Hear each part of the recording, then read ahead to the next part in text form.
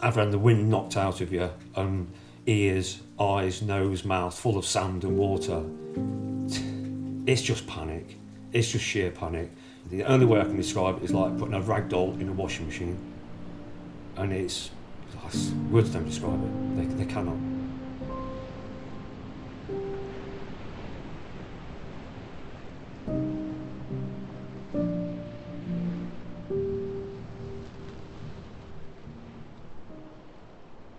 Once you're a fisherman, you'll understand, once you're by the water, nothing else matters. Your mind is clear. Your day-to-day problems are not at the back of the head. They're gone totally. It's just you and the water and the surroundings. It's great. It's good for the soul.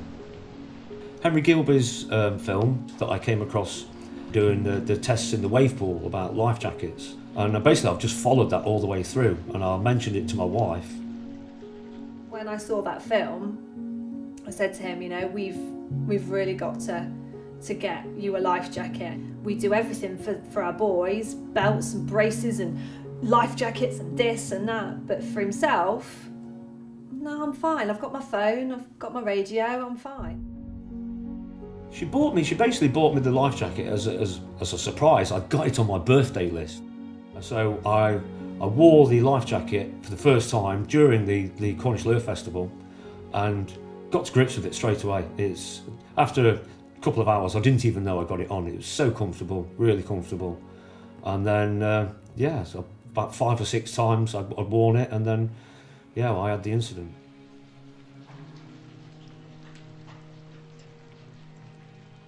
So I got my kit on and walked down to the beach, and I spent 10-15 minutes up the top, just basically watching the sea, keeping my eye on the sea.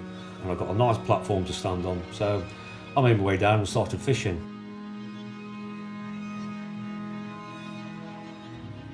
You see, the sea was about 70-80 yards away receding. There's no problem whatsoever. I've done it hundreds of times. So I went back, got my rod, put my bag on my back, stepped out, and I took about a dozen steps, and I could hear something. I could see a small rush of water coming in. So I stood there and braced myself, and it rushed up to my knees, and no problem.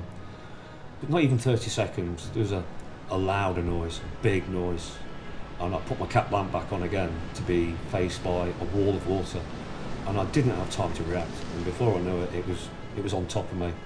It knocked me clean off my feet, knocked me backwards, upside down, basically into the rocks upside down. And it was just a commotion, just an absolute commotion.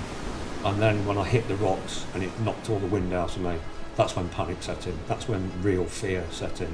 And I had no control of what was going on around me whatsoever. Panic doesn't explain how I felt at that time.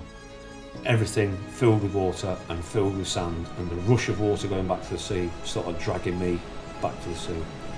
And that's when I knew I was in real trouble. We've been together since I was 17. And he's always been there. Always. He's always been my rock. To lose that person, that friend, that soulmate, that person who's always got your back no matter what. So the emotional side of it for me doesn't even bear thinking about. And I can remember crying to myself, no, not like this, please not like this.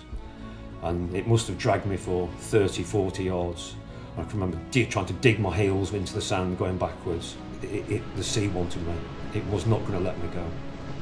And as soon as I went underwater, my life jacket went off. There was another wave came in directly after that and put my back to my feet, which righted me to my feet, which I managed to grab onto a rock with one hand and pulled myself to the rock and stood there for 20-30 seconds while the rest of the water rushed past me. I was sobbing, absolutely sobbing, petrified, terrified. Words cannot explain it.